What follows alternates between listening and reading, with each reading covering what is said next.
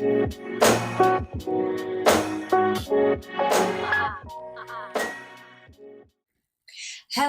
everybody, and welcome to another Mind Rehab, where we are taking negative thoughts, actions, and emotions and replacing them with thoughts, actions, and emotions that are positive and true. I am Nicci Willis, and I'm Jameen Willis. And today's topic, we are talking about negative Nancy. Negative Nate. Or negative Nate, right. So, babe, why don't you go ahead and let's get into it. Let's talk about it. Cool. So today I wanted to talk about negative Nancy or negative Nate, whichever one you may be. As I was kind of going through the mind rehab process, I was thinking about our negative thoughts. Mm-hmm. And today I wanted to talk about why we tend to err on the side of thinking negatively before thinking positively. And why do we do that? Mm-hmm. And how do you stop if you're able to stop at all? Yeah. As I thought about, just rehabbing my thoughts myself and changing my thoughts myself, I really thought about it. It's like most of the time, unless I really catch myself, sometimes I tend to think more negative, or I can use my imagination on a negative side more than I use positive, or I think something good happened, I can imagine or think something negative happened before I think something positive. Right. So I just want to talk about why do we tend to do that and how do we stop? Yeah. Because one thing that I thought about is, if you were raised in church or raised in a Christian household, a lot of times we're taught to be humble. Mm-hmm. To don't speak too highly of yourselves and be humble. So a lot of times you kind of... I think also too that's in the Black culture. Mm-hmm. We're not taught to boast. Mm-hmm. We're taught to, being excellent is just that should just be the standard. You know what I mean? You don't get a blue ribbon for everything. Mm-hmm. I think that's not just in a Christian household. That's in our culture. To be excellent at all times, and you don't get anything special if you're excellent. That's the standard, right? Yeah. So I thought about that. I was thinking about a lot of times I heard a lot of people in church, after they sang or something, they may have tore the song up. Yeah. And oh man, you sang that song. It's oh, thank you. Yeah. I just give God all the glory. That's me. That's me all the time. I tore that song up. You know what I mean? Yeah. And I even, seen that happen to you before. And it was why don't we say, just accept it and say, and you did a good job or you did a good thing. But a lot of times you think, humble. I think another thing that causes us to, think negative first is, I was listening to another podcast and they were talking about this. You don't want to get your hopes up sometimes and then be let down. So if you think negative and it doesn't happen, you're pleasantly surprised if something good happens. So you just tend to think negative and you'll be pleasantly surprised, or you don't want to be let down.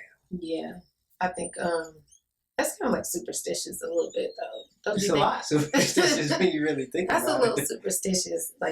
You don't want to think the best. I was just talking to somebody at church, and he's a 49ers fan. So last Sunday, we all know what happened. 49ers. It hurts. Still he had a little tooth. No, I'm okay. He had a little tooth for about 3 days. But yeah, so he's all decked out in his 49ers gear, and his girlfriend, they're both in 49ers gear. And his girlfriend was saying, he's the type of person that, he's going to be well, they might lose, even though in his heart of hearts, he wants them to win. But at the end of the day, it's just because he doesn't want to be disappointed. He doesn't want to be let down. And when the 49ers ended up losing, he still had a little tooth. And honey, all the first ladies of the households of 49ers fans were praying for their husbands for the next 3 days. We were not okay. Y'all were absolutely not okay. but yeah, I think like people just tend to go that route because they don't want to be disappointed. Like, you know, when you are heartbroken by somebody or heartbroken by, a situation when you don't get a job, like I've done that before. Like, well, I'm gonna just, maybe I'm not gonna get it. I'm gonna just throw it out there. But I think also in that, we tend not to give our best and we tend not to give our all. Like, don't you think? Yeah, I mean, one thing that I kind of want to point out is when you think negative, your thoughts shape your actions. It shapes the things that you do. It shapes your performance. Yeah. It shapes even your confidence and your posture, the way that you carry yourself. Yeah. And so when you think negatively, it's just it's like putting like bad energy out there. So when you think negative and you have negative thoughts, then you have negative emotions. You have negative choices and decisions that you make, and it's like a domino effect. Yep. And so where you think that you're going to be pleasantly surprised, or you're wrong or in error for thinking positive, calling yourself being humble, you're really shaping the decisions that you're making and shaping the way that you just feel all around. Absolutely. And what we have to be mindful is that our thoughts really shape our lives, and we have to kind of catch ourselves or be intentional about thinking positive, thinking true. And that's part of the mind rehab process, removing the negative thoughts and replacing them with positive thoughts that are positive and true. Yeah. Just like rehabbing a house. And so that's why it's really important, because if you don't catch yourself, you could just keep on as a never-ending cycle, and it's a domino effect. It's a domino effect during your day, and it's a domino effect in your overall life. And that's why we have to really renew our minds, rehab our minds, and that's why it's really important. I think, like, that's even important with your children. Yeah. When they see that, like when they see your attitude towards your job or just towards good things happening, they see that and they have a negative outlook on life. They, tend to, say things like, oh, well, I'm not going to do a good job on that test anyway. And then here as a parent, you're going, oh, well, yeah, you're going to do a good job. You're going to do a good job. But it's what they've seen you do. Yeah, it's a pattern. They're following a pattern of what they've seen you do, your actions, your decisions that you made. The other part I think that makes us go towards thinking negative first is we may not remember everything that somebody said to us, but we remember how it made us feel. So we remember that. Okay, slow down. Yeah. Slow down. Yeah. Say that again. So we may not remember what somebody said to us or the exact words or the exact situation, but we remember how we feel, how it made us feel, how it's feel. And that is what we really have to hone in on, because an experience is not actually, it can be what you've gone through, but if you feel a certain kind of way and you go through those emotions, that's an actual experience. Yeah. And so that's how we can reprogram our mind. That's how we can rehab our mind, because if you think something different and you have a good feeling, you've actually did it. You've had a good experience. But a lot of times we've had a bad experience and we remember that feeling. Okay. And that feeling keeps us trapped in a negative pattern of thinking. That's true. Because we remember, it's true. Something just as small as when we were a child and we fell off a bike and scraped our knee. Yeah. Or balloons popping in your face. Or balloons. I do better now. But yeah, when I was like 3, I was blowing up a balloon and it popped in my face. And I was terrified. Like, I've been terrified of balloons since then. I've gotten a little bit better having a children's company, but haven't gotten much better. But yeah, I remember how terrified I was. I remember how, it shocked me. It surprised me. I thought I was having fun. A little part of the plastic slapped me in my face. Like, it was a lot. It was a whole and that's real life. I mean, that's how we develop phobias. That's how we get trapped up in addictions. That's how we get depressed, because we repeat that same feeling. We go back to that same feeling, that emotion of how we felt or how we currently feel, and we don't take time to stop, identify that we're thinking negative. Where does the source of my negative feelings and emotion come from? And replace that. Because it's possible to replace that feeling, but you can't have a different feeling without a different thought first.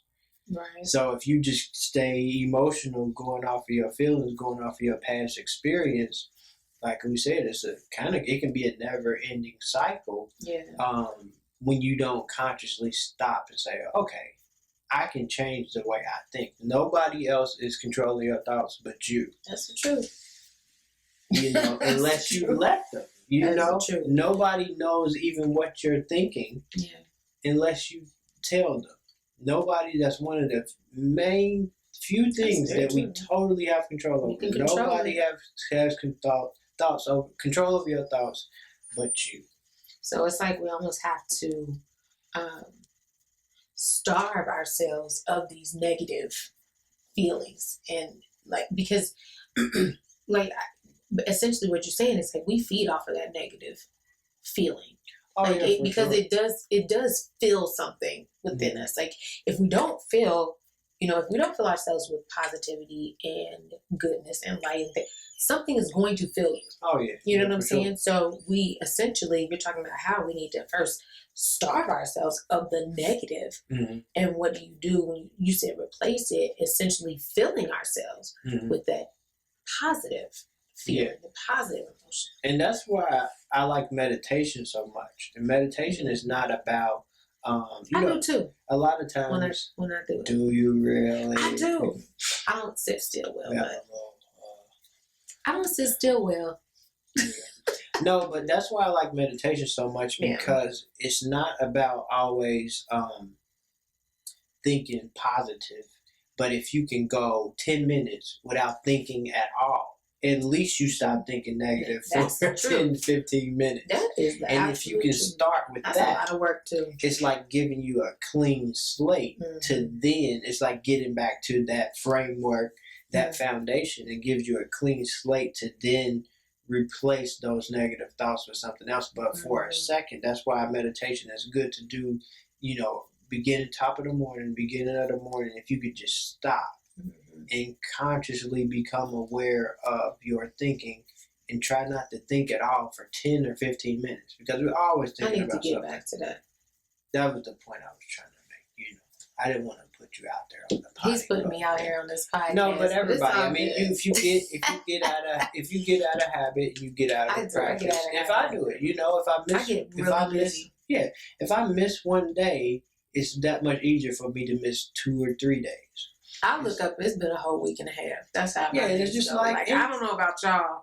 Yeah, you have to think about the benefits of it, and it'd be a discipline. But then when you do it again, you're like, why did I ever stop doing this? Or why did I fall off the wagon? And like you said, it's really simple, just getting quiet. And even if it's just as simple as thinking of nothing. Sometimes I like to think of God just pouring into me. Like the top of my head is open and God is pouring into me, and I'm filling myself up from my toes all the way up to the crown of my head, and until I'm overflowing. And that's what I think about for 10 minutes. And it's really hard for me to go past that right now, but I'm gonna get there. I mean, if you can do it for 10 minutes. I mean, some people only meditate for 5 minutes. I know. I was I shared that video with you of Kobe Bryant, and I just came across that just because everything that had been going on and everything that happened. But I never knew that Kobe Bryant even meditated, and he only takes maybe 5. He said 5 to 10. Sometimes he only does 5 minutes.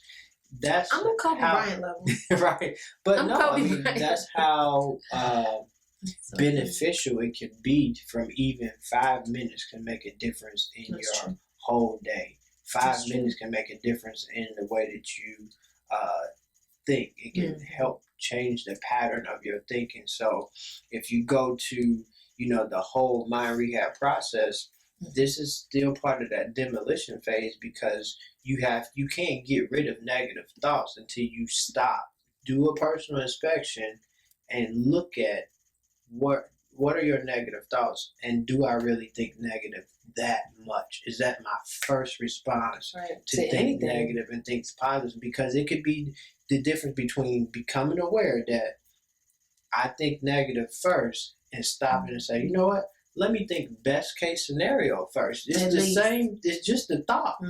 You know, we just don't like with losing weight. Like people are like, oh, I'm always gonna be like this, or my whole family got diabetes or whatever. Right. But and so therefore I'm not gonna work out. But even if you started walking 1 mile a day, best case scenario, you would at least feel better, right? Right. Yeah. Yeah. So I mean, that's another plug for me to go ahead and work out. Yeah. no. But yeah. So if the first step, if nothing else, the first step is taking 5 to 10 minutes and just to meditate. And if you don't know how to meditate yet, just sit quiet. There's tons of podcasts, there's tons of books, there's tons of videos. Yeah. And I think I'm coming out with one on my own here. Shameless plug soon. But to stop thinking at all and just to stop and to do an inspection and become aware of how we think or how we think negative first, and then just to stop doing it. So if you can meditate and just stop, not think at all negative or positive for 5 to 10 minutes a day, it will help you become aware that, oh, I'm thinking negative, or I'm thinking negative first.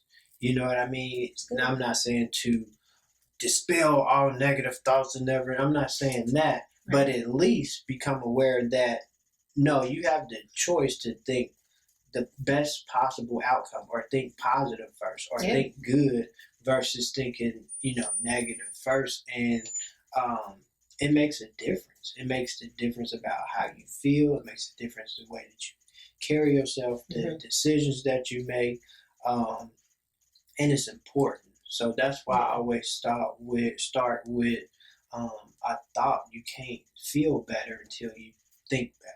You can't make better choices because you got to have better thoughts to make a choice from. Yeah.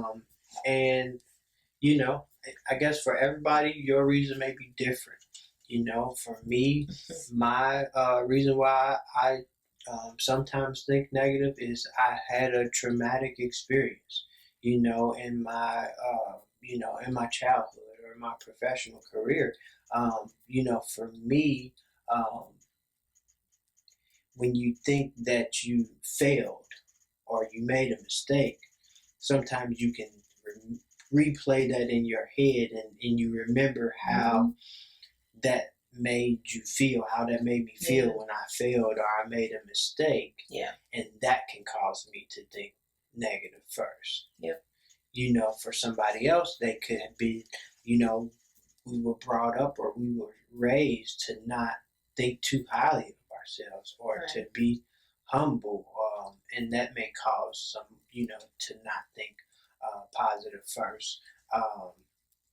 And so you want to get to the source, but it's all the same outcome is to not think negative first. Think best case scenario. Think positive first. And one thing that I really want to point out and kind of like the takeaway from this is, we all need to use our minds and our imagination in a better way. Like nobody has control over our imagination. Like I could sit here and basically put together a short story, but it's going to be negative real quick, in 30 seconds, where it may take me 30 minutes or 3 days to come up with a short story that's positive. You know what I mean?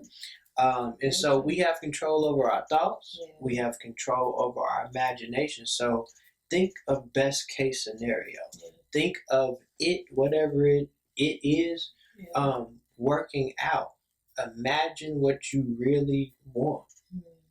And this is almost like a exercising your muscle. It's because it's every day you're doing that assessment. You're trying to figure out okay, how much do I think negative? Like how often do I think negative? Yeah. And then you're exercising that muscle to, to switch it over. So at first it might be hard. You know what I'm saying? Like you said, you can find you can think of a terrible story, let your imagination run wild in 30 seconds. It might take you a little bit longer to think of something positive and a positive story or a positive spin. And that's because we have to continuously exercise the positive muscle. We have to starve that negative one and exercise that positive one. So I think that's good. I definitely got some assessing to do. Right. So I'll give a perfect example. If you are trying to get something, let's say you're going out for a job interview, or let's say that, in real estate, I'm going for a listing appointment. Yeah. Or just take an entrepreneur. You have to pitch to somebody to try to get somebody on as an investor. Yeah. A lot of times you replay the interview going bad in your head way fast, so fast. Everything that could like go you can wrong. see it vividly. You can imagine everything going wrong. You can imagine yourself stumbling over your words, or not having an answer to the question that the person has. The person interviewing you having an attitude, they being a negative person, instead of thinking, "Oh my gosh, this interview is going to be great. The person is going to be awesome. It's going to be nice. I'm going to go in here and kill it." You're thinking of all the negative stuff. Yeah, but you have the choice to change that. Right. And so that's what's really important, because when you do that, then it changes your posture from when you meet the person and you shake their hand. Yeah, you already feel more confident. Yeah, you already feel more confident, and our thoughts really shape our lives. Yeah. Our thoughts really shape our lives, and that's what we really have to be conscious of, our thoughts. And not just to not think negative first. It's not think negative, at all, or at least think positive and negative and choose the positive thought, because it's not like you're going to not ever be able to just totally not think negative no more. Yeah, it's thinking, you can be realistic. Yeah, you think negative, you think positive, and you choose the positive. That's good. It's like going to Home Depot, picking out a new kitchen sink. You choose positive. Yeah, and we all have that choice.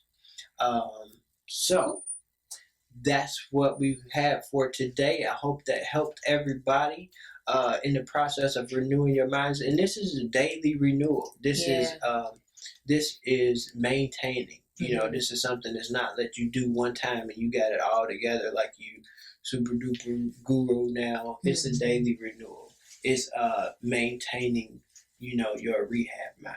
That's maintaining your renewal mind. So guys, check us out, Mind Rehab, Thursday. Subscribe on iTunes, subscribe on Google Play, subscribe on Stitcher, everywhere that you listen to podcasts, YouTube.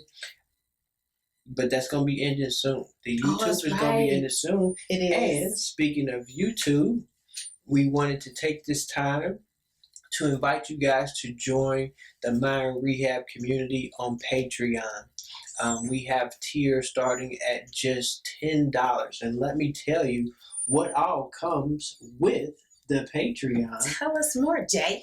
Just $10 a month. Just starting at $10 more. If you wanted to contribute more, we have higher tier plans. We definitely appreciate the support. But we want to tell you what all comes with the Patreon.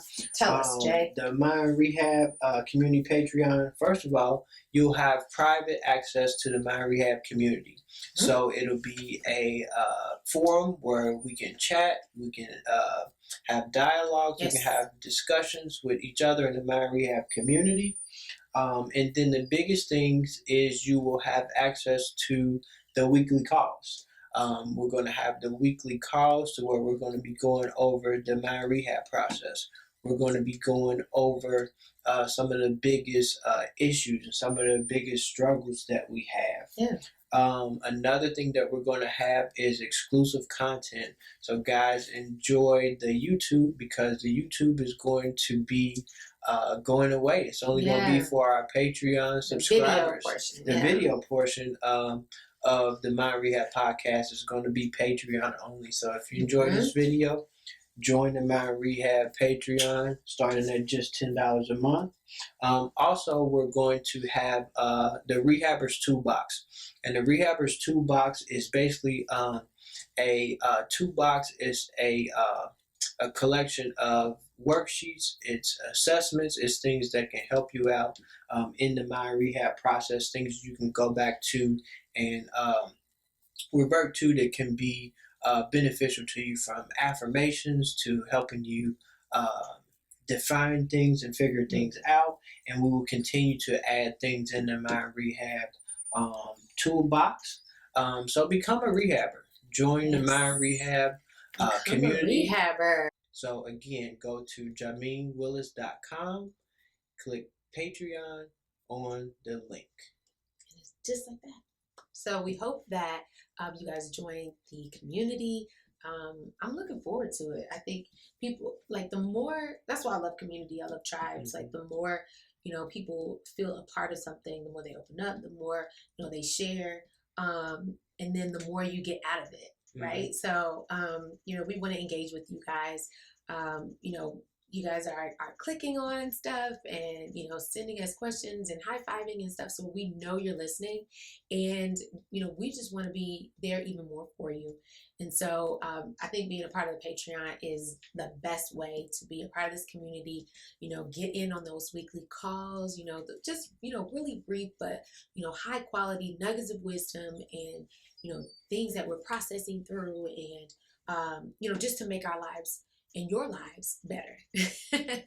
So definitely do that. We want to see you guys be a part of the Patreon. Anything else, babe? I think that's it. All right. Thank you so much for joining. We will see you guys next week here on another episode of Mind Rehab. Take care. Peace. Bye.